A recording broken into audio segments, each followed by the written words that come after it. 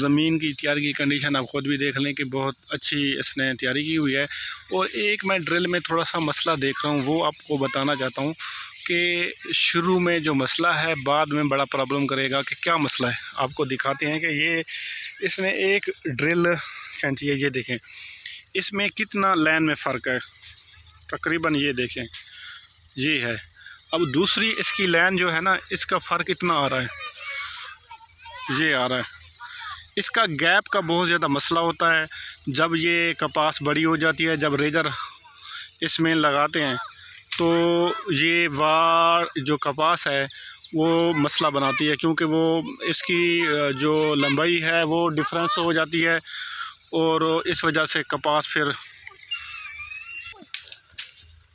جو ہے ریجر اور ہل سے یہ پڑ جاتی ہے۔ یہ اس کے ڈفرینس کافی سارا بہت زیادہ ہے۔ اب یہ ایک لین اس کی بہت زیادہ نزدیک ہے، دوسری اتنا ڈفرینس ہے، یہ دیکھیں اتنا ڈفرینس آئے گا، یہ دیکھیں خود کہ کتنا ڈفرینس، اس ڈفرینس کی وجہ سے تو ہی کپاس پھر پڑ جاتی ہے۔